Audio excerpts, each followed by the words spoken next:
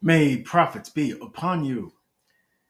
Welcome to another midweek analysis. All right, we're doing a midweek analysis. Really, what this is we're going over the forecast that I put out on Sunday, and actually, I put this one out on when did I put it out?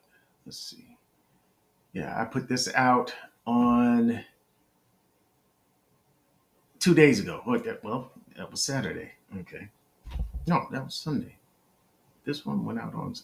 I'm pretty sure I put this out on Saturday. I know I did. I put this out on Saturday. I don't know why it says just 2 days ago, but in either case, uh, I'll leave a link for you to go check it out at the end of this video. You'll see it.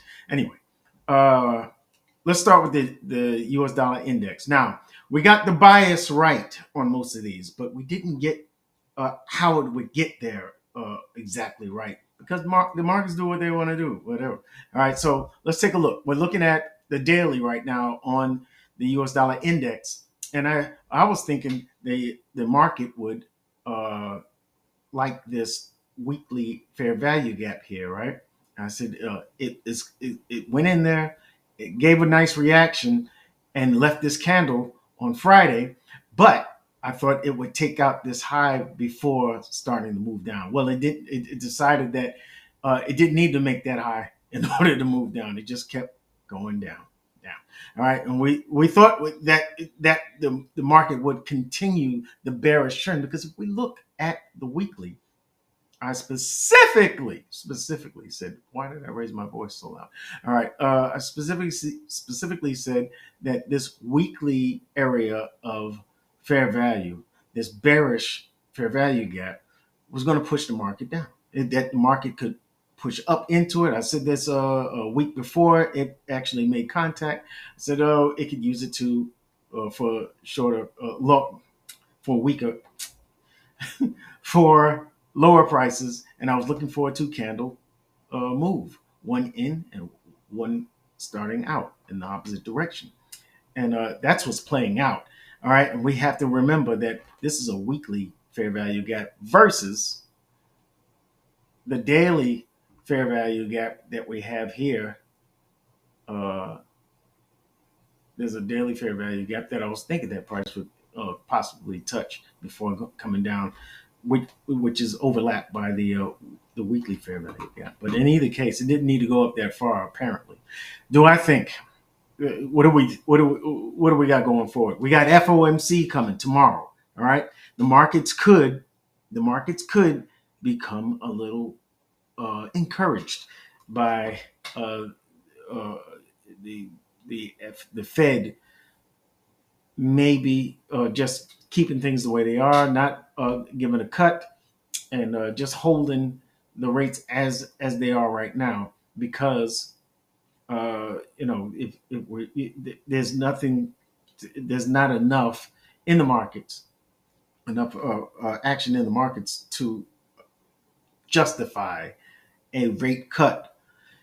What makes them a little more inclined to do it, a little more inclined to maybe give a surprise 25% basis point rate cut, would be the GDP coming in a lower number than we've seen in years. But for the most part, it is expected that they will keep the status quo. So that may add a little juice to the U.S. dollar and make it turn up or put things in a sideways pattern until some other fundamental stimulus, fundamental catalyst, I should say, moves the market in a different direction. But I'm thinking that the markets is going to continue, particularly the U.S. dollar, is going to continue to get weak because that is the trajectory it is on. That is the trend it is on since the early January. Okay, and I think we have some more, downward movement to go to, like here, and that would be right around 97.34. So that's on the weekly right there. All right, and we got weekly fair value gaps pushing price down. And I think if with that in mind, let's go to the inverse, the Euro USD or the Euro uh, uh, futures. You can see the bullish fair value gap here, the weekly bullish fair value gap, and how price has reacted to it. Yes, it made contact and it's been chopping its way up. And the way this candle is closing today above the high of yesterday's candle, after sweeping the low, yeah, I think it will continue higher. And we have some targets to look at right here at 1.14600. All right, I like that. Let's do that, and maybe towards that high. I'm looking at this gap getting filled. It was almost filled there, or it looked like it was filled there. Yeah, I'm sorry. All right, but I'm looking at that high right behind it. Yeah, so I like the way this is moving towards the upside. All right, yeah, and I'm looking for more upside action. The pound a little stronger than the other majors because evidenced by that you can see the weekly fair value gap here. It never touched. It never came down to touch it to use it to go higher. It just went higher without it. Looked like it was gonna. Sorry, it looked like it was gonna come down here, but you can see there's a big gap there, and it never hit that low. So it's moving up, but this is an inside candle. All right, so it could chop about until a catalyst comes in, fundamental catalyst, where the U.S. dollar is continued to become weak. Then we can see the markets continue to move up. This particular market, anyway, the pound. All right, so we're watching cable. If we look at the daily, you can see how the candle closed well above the high of the previous candle, and we're heading towards the previous weekly high. So that would be a very interesting uh, uh, draw on liquidity. If I can just move that a little quicker. So we never came at the lows that I thought. I was thinking that market would come lower. It almost did. You see the intent looked like the intent was there. It did not. I thought it would use the weekly fair value gap to move higher. It never needed it. It just kept. It came down. It had a dip and then it's continuing up. And I said that this bearish fair value gap here on the daily would act as a speed bump, what that price would react to. I'm looking for it to pull back a little bit, and you see it did pull back and never closed above it. I'm looking for the next candle to continue that mission. All right, we could come back and test that high from the previous weekly high of the previous daily high here, as a pullback area, and then going higher, then go higher. But yeah, I do think we're still going to head up higher in the pound. The New Zealand dollar is very interesting to me because on the weekly, you can see how it obviously, perfect. One candle, two candle. I like two candle touch and goes. All right. I like it when it makes a two candle contact, one going in, one going out. Yes, it reacted very well. This was a great area to take, a great trade to take. If you were paying attention to the markets, you could see that there was a on the 4 hour. You can see that there was a market structure shift, a pullback into it, and then price just continued to go higher, inching higher, taking out these highs, all of those highs.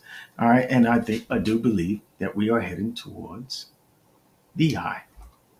All right, so that is the draw on liquidity. All right, if we go to the Aussie dollar, let's go back to the weekly. We can see it was very much like the pound. It never came back into the weekly fair value gap.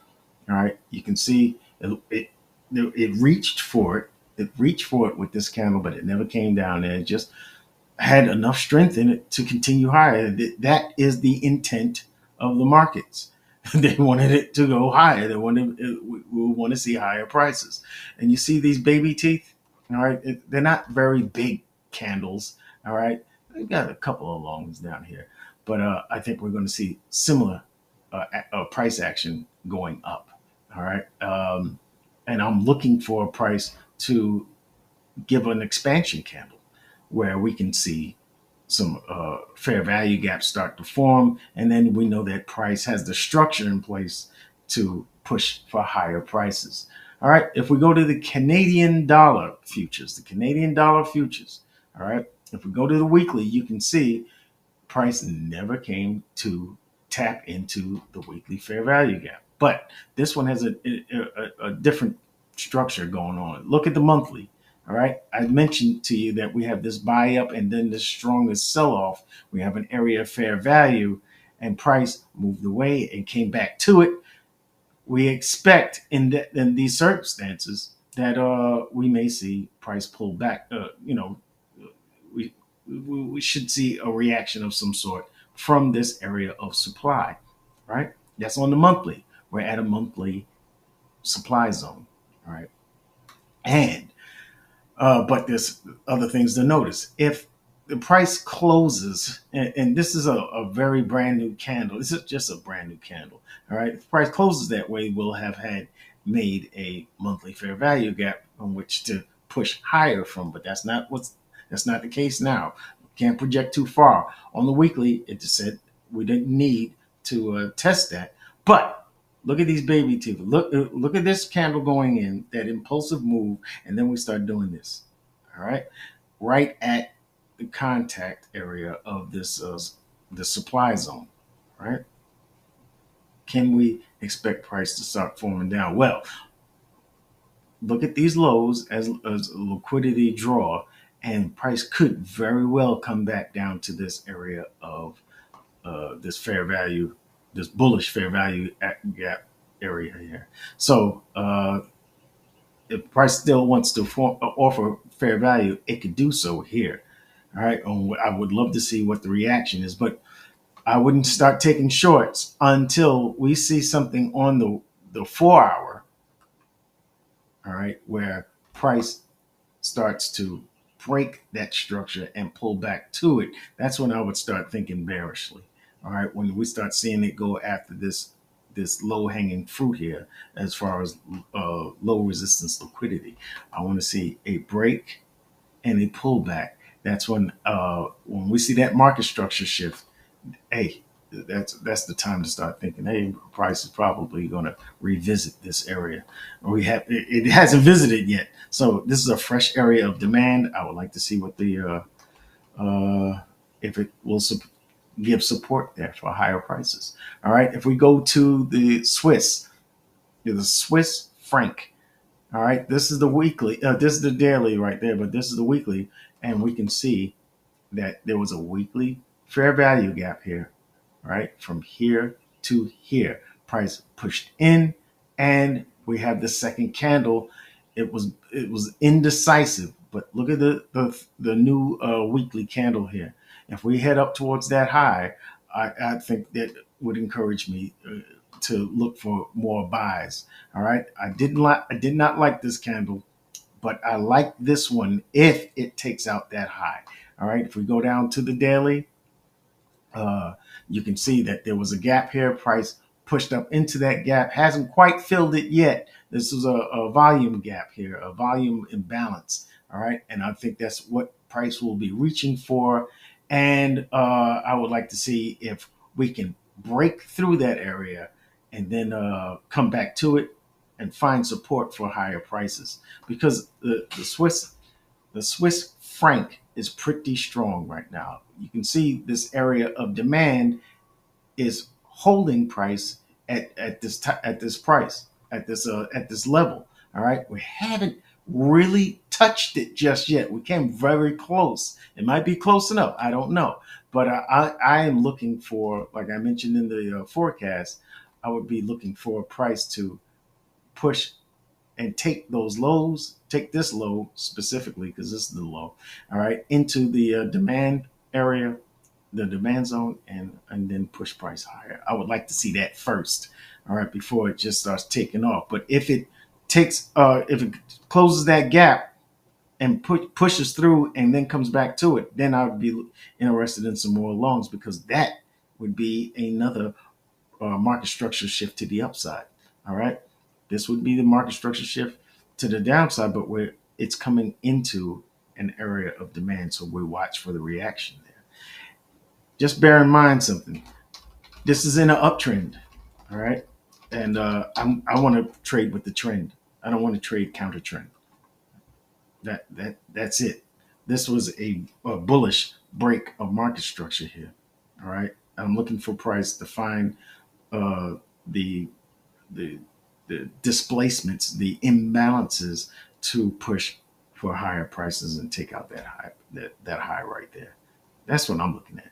All right, and the break of market structure right there is telling me stay bullish. All right, and if we look at the last one, the yen, the Japanese yen. If we go to the weekly, what do we see? All right, it's been bearish, and then we had this, and then we broke that low. All right, that is a bearish break of market structure, which confirms the overall trend. All right, but once it does something like this and breaks this high, that is a market structure shift to the upside. That is a bullish market structure shift. All right, and I pointed it out in the forecast video that we have an area of fair value after this sell with the stronger buy. All right, and price moved away and came back to it. I'm looking for a price to push higher. And that's exactly what we're getting right now. That is the new weekly candle, and that is a very momentum filled candle. All right. If we look at the daily, we see we have Friday's candle here, and then the continuation up to the upside there. I love these draws on liquidity right here. All right. This is the low hanging fruit there. And then we have that high. We also have that high up there. But I'm looking at these two highs as my goals for this week. Yes. And then if we get up to the other one, that'd be great. All right. We still have FOMC to deal with. You know, that's not going to be a joke. But if we start to see fair value gaps developing as prices pushing, what am I doing? As prices, pushing its way up, and we start seeing these bullish fair value gaps, it's going to use that for higher prices. It's going to use that bullish fair value gap for higher prices. That's what we want to see. A push higher, an expansion candle, pulling back into that expansion, and then expanding up, continuing this bullish trend. I hope you enjoyed the video. Thank you for watching, and do not forget to check out my forecast that I put out on Saturday for the FX market. All right, I'm talking about the Forex market, so I'm talking about the majors. All right, so make sure you get filled in, and hopefully we can make some money this week. Trade safely. I will see you in the next video. Thanks for watching.